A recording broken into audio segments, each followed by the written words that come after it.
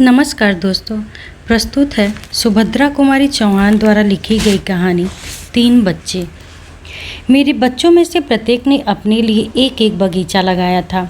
बगीचा क्या, फूलों की छोटी छोटी क्यारियां थी। एक दिन सवेरे हम लोगों ने देखा कि उन क्यारियों में फूल खिल आए हैं। बच्चे ही तो ठहरे, हर एक को अपनी अपनी क्यारी के फूल अधिक सुंदर जान पड़े और इसी बात पर उन लोगों में लड़ाई छिड़ गई। हर एक का कहना था कि उसकी क्यारी के फूल सबसे सुंदर हैं। बात बढ़ते बढ़ते फूलों से हटकर दूसरे ही क्षेत्र में जा पहुंची। एक हिटलर बना तो दूसरा मुसोलिनी और तीसरा स्टालिन, और मुझे इन तीनों की मां बनने का सौभाग्य एक साथ ही प्राप्त हो गया। संग्राम में विषैले वाक्यों का प्रयोग होते सुनकर मुझे चौके का काम छोड़कर बगीचे की ओर जाना पड़ा। मुझे देखते ही सब एक साथ अपने अपने पक्ष का समर्थन कर न्याय की दुहाई देने लगे। न्याय का कार्य उतना आसान न था जितना कि एक अदालत के जज का होता है। जज के पथ प्रदर्शन के लिए कानून होते हैं और नजीरे भी।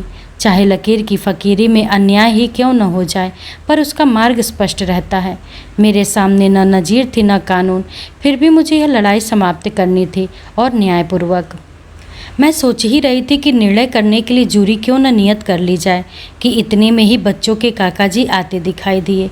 चीखना चिल्लाना तो दूर, उन्हें किसी का पंचम स्वर के ऊपर बोलना तक पसंद नहीं है। बच्चों को लड़ते देखकर बोले, अच्छा यह लड़ाई किस लिए है? यदि तुम लोग लड़े भिड़े तो मैं तुम्हारी माँ को सत्याग्रह न करने दूंगा। मेरे हिटलर मुसोलिनी शांत हो गए। माँ के बिना जिन्हें स्कूल जाने तक में कष्ट होता है, माँ के बिना जिनका काम नहीं हो सकता है, वही मेरे बच्चे चाहते थे कि मैं सत्याग्रह करूं और जेल जाऊं। अब मैंने पूछा कि कोई शिकायत तो नहीं है, तो सब ने एक स्वर में बोल दिया, नहीं माँ, सभी क्यारियों के फूल सुंदर हैं, तुम सत्याग्रह करो और जल्दी जेल जाओ। हम सब भीतर जाने को थे ही कि बाहर से गाने की आवाज़ आई। गाना कोरस में था और स्वर था बच्चों का सा।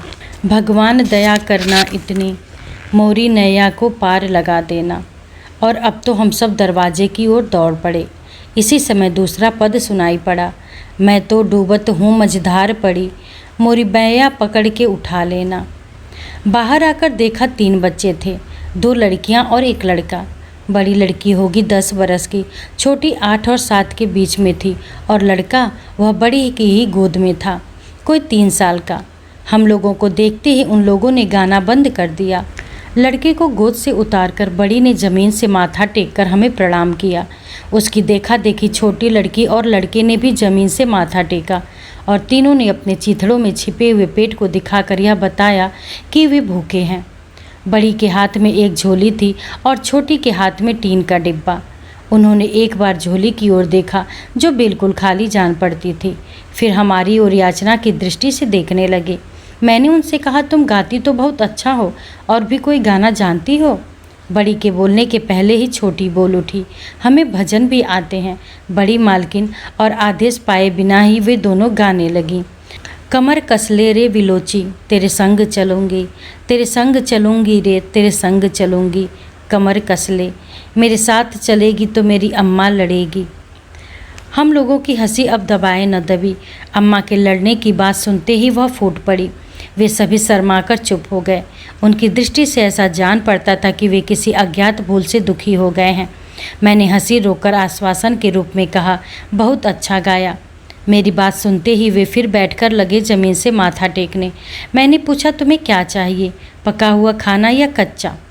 बड़ी ने फिर जमीन से माथा टेक कर कहा, कुछ भी खाने को चाहिए बड़ी मालकिन, कल से कुछ नहीं खाया है। मैंने बच्चों से कहा कि इन्हें 2-2 पूरियाँ लाकर दे दो, और मैं अंदर चली गई। बच्चों ने उन्हें कितनी पूरियाँ दी यह तो मैं नहीं कह सकती, पर जब चौके में जाकर देखा तो न डिब्बे में एक भी पूरी थी और न कटोरे में तरकारी। दूसरे ही दिन हम लोग सुबह की चाय पीकर उठने ही वाले थे कि वे बाल गवैये फिर आ पहुँचे। हमें कोमल स्वर में सुनाई पड़ा, सांवरिया हमें भूल गयो सखी सांवरिया, वृंदावन की कुंज गलिन में बाज रही है बांसुरिया, हम भूल गयो सखी सांवरिया। मैंने अपने बच्चों से कहा, कल तुमने इन्हें खूब पूरियाँ खिलाई थी ना, अब वे सब फिर आ गए, जैसे उनके लिए यहाँ रोज़ पूरियाँ धरी हैं। धरी तो है माँ, एक साथ ही बच्चों के मुँह से निकला और सबके हाथ एक साथ ही पूरी के डिब्बे की ओर बढ़े। मैंने उन्हें रोकते हुए कहा, ठहरो ठहरो, रोज़ रोज़ इन्हें पूरियाँ खिलाओगे तो वे दरवाज़ा ही न छोड़ेंगे। उन्हें चावल या आटा देकर जाने को कह दो। एक बच्चा बोल उठा, बेचारे छोटे छोटे बच्चे, न जाने उसके माँ भी हैं या नहीं, वे भला कहाँ जाएंगे। दूसरा ताना के स्वर में बोला, इससे अच्छा तो उन्हें कुछ भी न दिया जाए। सबसे छोटा बोला, तुम भी माँ होकर ऐसा क्यों कहती हो माँ, उन बेचारों को भी भूख लगी होगी, हमारे हिस्से की ही दे दो। लड़की सब में समझदार थी, उसकी दृष्टि यही चाह रही थी कि माँ का इशारा भर मिले और पूरियों का डिब्बा ले जाकर वह पूरियाँ उन बच्चों को खिला दे। मैंने उदासीनता से कहा, पूरियाँ ही दे दो, पर शाम को फिर तुम्हारे लिए नाश्ता बनाना पड़ेगा। माँ शाम को नाश्ता नहीं करेंगे, एक स्वर में एक साथ बच्चों ने कहा, और हाथ में पूरियाँ लिए हुए दरवाजे की ओर दौड़े। चौके का काम निपटाकर मैं बाहर गई। देखा वे तीनों बड़े मज़े में पूरियाँ खा रहे थे और मेरे बच्चे भी बड़े उत्साह से उन्हें परोस रहे थे। जब वे खा पी कर उठे तो मैंने कहा, देखो भाई, तुमने पूरियाँ खा ली, अब बिना गाना सुनाए न जाने पाओगे। उन्होंने कृतज्ञतापूर्वक माथा जमीन पर टेक कर गाना शुरू किया। अब न रहूँगी कान्हा तोरी नगरिया, हाट बाट मेरी गैल न छोड़े, पनघट पर मोरी फोरे न गगरिया, अब न रहूँगी सांवरिया, अब न रहूँगी। गाना गा चुकने के बाद उन्होंने ज़मीन पर माथा टेका, जैसे हमें आशीर्वाद देकर जाने के लिए उद्यत हों, पर मैंने उन्हें रोककर पूछा, क्या तुम तीनों भाई बहन हो? हाँ, बड़ी मालकिन, बड़ी लड़की ने कहा। मैंने पूछा, तुम्हारा नाम क्या है? अपना नाम उसने ईठी, छोटी बहन का नाम सीठी और भाई का नाम प्रेमा बतलाया। ईठी, सीठी, प्रेमा, उनका नाम दोहराते हुए मैंने पूछा, क्या तुम्हारे माँ बाप कोई नहीं है? तुम कल भी अकेले आए थे और आज भी? छोटी लड़की बड़ी तत्परता से बोल उठी, माँ भी है और बाप भी है बड़ी मालकिन, हमारे सब कोई हैं। कहाँ है तुम्हारे माँ बाप जो तुम्हें इस तरह अकेले फिरने को भेज देते हैं? बाप अमरावती में है और माँ? अमरावती में तुम्हारा बाप क्या करता है? मेरा छोटा लड़का बीच में ही पूछ बैठा। जेल में है छोटे बाबू, बड़ी लड़की ने उत्तर दिया। जेल में है? मैंने कुछ अनास्था से पूछा, जेल क्यों हुई उसे? लड़की बोली, वह दारू जो पीता था और दारू पीकर चुप भी नहीं रहता था, दंगा करता था, माँ को मारता था, गाली बकता था, और इसलिए वो लड़की आंख उठाकर देखते हुए बोली, बड़ी मालकिन, पुलिस वालों ने उसे पकड़ा और सब लोग कहते हैं पुलिस वालों ने ठीक किया। और तुम्हारी माँ, वह अब कहाँ है? मैंने पूछा। लड़की बोली, माँ वह भी तो जेल में है और उसी के साथ हमारा सबसे छोटा भाई भी है। अपने भाई की ओर उंगली से दिखाकर लड़की ने कहा, प्रेमा से छोटा है, वह रोता नहीं, इससे अच्छा है। बेचारे बच्चे, मेरे मुंह से निकल पड़ा। माँ बाप दोनों जेल में हैं और ये अनाथ सड़क पर भीख मांगते फिरते हैं। मैंने फिर पूछा, तुम्हारी माँ ने क्या किया था? लड़की बोली, हमारी माँ ने पुलिस वाले को मारा था, जिसने हमारे बाप को पकड़ा था ना, उसी को, और फिर वे माँ को भी पकड़ ले गए। माँ के बिना हमको बुरा लगता है, पर यह प्रेमा तो रात दिन रोता ही रहता है। मैंने लड़की की ओर देखा। बेचारा छोटा सा बच्चा, मुश्किल से 3 बरस का, फटे चिथड़े में लिपटा हुआ, सिर में महीनों तेल का नाम नहीं, रूखे बिखरे बाल, न जाने कब से नहाया नहीं था, शरीर पर एक मैल की तरह परत सी जम गई थी, गाल पर आंसुओं के निशान जमे हुए थे। आंसुओं के साथ साथ उस स्थान की मैल जो धुल गई थी, मुझे उस बच्चे पर बड़ी दया आई। मैंने उस लड़की से पूछा, तुम लोग अपनी माँ से जेल में मिलने नहीं जाती? छोटी बोल उठी, जाती हैं बड़ी मालकिन। बड़ी ने कहा, 3 महीने में एक बार मुलाकात होती है। एक बार मुलाकात करने गए थे, दूसरी बार 3 महीने के बाद जब हम लोग गए तो मालूम हुआ कि माँ को यहाँ के जेल में भेज दिया गया है। तो हम लोग सब काली माँ के साथ यहाँ चले आए। काली माँ भी भीख मांगती हैं। तुम लोग रात को कहाँ रहती हो, सोती कहाँ हो, तुम्हें डर नहीं लगता? मैंने पूछा। बड़ी लड़की ने कहा, जेल के पास एक नाला है, हम लोग रात को वहीं पुल के नीचे माँ की बातें करते करते सो जाते हैं। कभी कभी काली माँ भी आ जाती हैं, पर वह रोज़ नहीं आती। माँ की सज़ा कितने दिन की है? 2 साल की। बड़ी लड़की ने कहा, हम रोज़ जेल को देखते हैं, हमारी माँ वहीं तो है। जब माँ छूटेंगी हम उनको अपने साथ लेकर देश जाएंगे। एक प्रकार की खुशी से बालिका पुलकित हो उठी। अपनी माँ को जैसे लेकर वह सचमुच देश जाने की तैयारी कर रही है। मैंने लड़की से पूछा, तुम लोग नहाती हो कभी? संकोच से बड़ी लड़की चुप रही। छोटी ने कहा, हमारे पास दूसरे कपड़े नहीं हैं ना। मेरा इशारा पाते ही मेरे बच्चों ने अपने पुराने कपड़ों में से बहुत से कपड़े ला दिए। मेरा चित्त उदास हो गया। मैं कमरे में बैठकर कुछ सोचने लगी और वे बच्चे कपड़े लेकर खुशी खुशी चले गए। कुछ दूर से गाने की आवाज़ आई। मैं तो डूबत हूँ मझधार पड़ी, मोरी बैंया पकड़ के उठा लेना। बहुत से सुंदर पद पढ़े लिखे और सुने थे, पर स्वर और आत्मा का ऐसा संयोग तो कभी नहीं देखा था। शब्द वस्तु का ऐसा मेल तो कभी चित्रित नहीं हुआ। मैंने उन्हें बुलाने के लिए झपटी, पर तब तक वे दूर निकल गए थे। इस घटना के दूसरे ही दिन मैं भी युद्ध विरोधी सत्याग्रह करके जेल की अतिथि बनी। मेरे और बच्चों ने तो हंसी खुशी विदाई दी, पर सबसे छोटी मीनू बहुत छोटी होने के कारण मुझे छोड़कर घर में न रह सकी, अतएव वह मेरे साथ ही गई। उस समय जबलपुर जेल में कोई अन्य राजबंदिनी न थी। अकेले होने के कारण मैं अस्पताल में रखी गई। मेरी सेवा के लिए 2 साधारण स्त्री कैदिनी रात में मेरे साथ रहती थी। दिन में सब लोग एक साथ रह सकते थे। कैद खाने की दुनिया भी एक विचित्र वस्तु है। यह कौन है? चोर। यह चरस बेचती थी और इसने अपने नवजात शिशु की हत्या करने की चेष्टा की थी, पर माँ होकर वह हत्या कर सकती थी, इसका मुझे विश्वास न हुआ। और यह लड़की, यह तो अभी बहुत कम उम्र है। इसने क्या किया था? इसने अपने पति और सास को जहर दिया था। मैं काँप उठी। विधाता, क्या यह सचमुच स्त्रियां हैं? तुम्हारी आज्ञा से इनका सृजन हुआ होगा। किंतु इसी समय जैसे कोई अंदर से बोल उठा, यह तस्वीर का एक ही पहलू है, इसकी दूसरी ओर भी देखो। संभव है वे निर्दोष हों, संभव है वे देवियाँ हों। मेरी सेवा के लिए जो स्त्रियां तैनात थीं, उनमें से एक तो अल्हड़ थी, जिसे कुछ कामकाज न आता था, पर दूसरी समझदार थी। वह प्रौढ़ा थी। उसकी गोद में भी एक बच्चा था।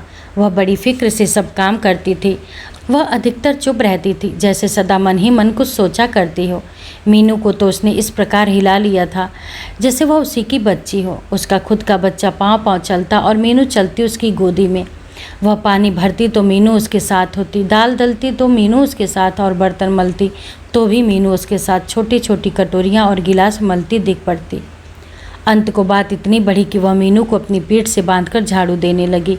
उसका नाम था लखिया। लखिया और मीनू के स्नेह संबंध से लखिया के बच्चों को जो अभाव ज्ञात हुआ, उसकी पूर्ति मैंने उसे मीनू के फल और मिठाइयाँ दे देकर करने लगी। वह प्रायः मेरे ही पास खेला करता।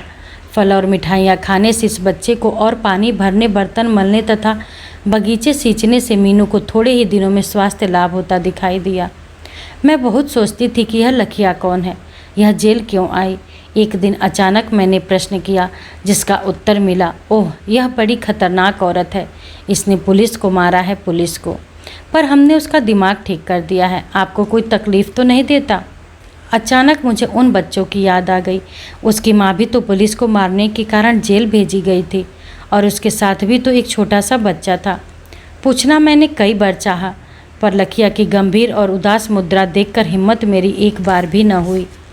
एक दिन रात को खूब पानी बरसा, खूब दहाड़ दहाड़ कर बादल गरजे और कड़क कड़क कर बिजली चमकी। मुझे अपने बच्चों की याद आ गई। छोटा लड़का डरा होगा।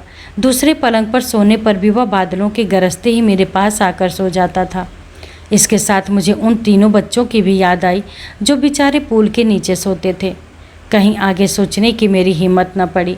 मैंने प्रार्थना की, हे ईश्वर, सब माताओं के बच्चों को अच्छी तरह रख और सबके बाद मेरे बच्चों की भी रक्षा कर। जेल में मेरे पास अखबार आया करते थे। जेल की सभी कैदी स्त्रियां लड़ाई की खबरें सुनने को उत्सुक रहा करती थीं। उन्हें विश्वास था कि एक दिन ऐसा होगा जब जेल के फाटक टूट जाएंगे और अवधि से पहले ही उनका छुटकारा हो जाएगा। मैं भी उन्हें यूरोप की लड़ाई और भारत के सत्याग्रह की खबरें सुना दिया करती थी। उस दिन शाम को अखबार आया और पढ़ते पढ़ते मेरा जी धक से रह गया। जबलपुर की ही खबर थी। कल रात एकाएक पानी बरसा और खूब बरसा। जेल के पास नाले में 3 गरीब बच्चे बह गए। उन तीनों की लाशें मिली हैं। बहुत खोज करने पर भी उनकी शिनाख्त नहीं हो सकी। 2 लड़कियां हैं और 1 लड़का। ऐसा सुना गया कि वे गाना गाकर भीख मांगा करते थे। मेरे घर पर आकर गाने वाले उस 3 बच्चों का चित्र हठात मेरी आंखों के सामने खिंच गया और ऐसा जान पड़ा जैसे दूर से कोई गा रहा है, मैं तो डूबत हूँ मझधार पड़ी, मोरी बैंया पकड़ के उठा लेना। अखबार रख कर मैं आंसू रोकने का प्रयत्न करने लगी। अचानक मेरे मुंह से निकल गया, बेचारे बच्चे। लखिया पास ही बैठी मेरे लिए चाय तैयार कर रही थी। उसने पूछा, क्या खबर है बाई साहब? अरे उदास क्यों हो गई? बच्चों की याद आ रही है? मैं भी उसे कुछ भी उत्तर न दे सकी। वह फिर बोली, थोड़े ही दिन तो और हैं बाई साहब, कट ही जाएंगे। फिर बच्चे अपने बाप के साथ तो हैं, फिक्र क्यों करती हो? उसकी ओर देखने की मेरी हिम्मत नहीं थी, पर मुझे ऐसा जान पड़ा जैसे उसने बात खत्म होते न होते एक गहरी सांस ली और आंखों के आंसू पोंछ लिए। मैंने अपनी सब शक्ति संचित करके उससे पूछा, लखिया तेरे और बच्चे हैं या यही एक है? आंखों में आंसू और होठों पर एक छीड़ मुस्कुराहट के साथ वह बोली, एक ही क्यों भाई साहब, मेरी बच्ची की ओर इशारा करके, वह बिटिया भी तो है। मैंने कहा, ये तो जेल के भीतर है, जेल के बाहर कितने हैं?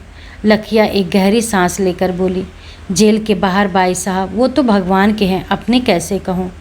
और उसके बाद वह अखबार की खबर पूछती ही रह गई, पर मैं उसे कुछ भी न बतला सकी।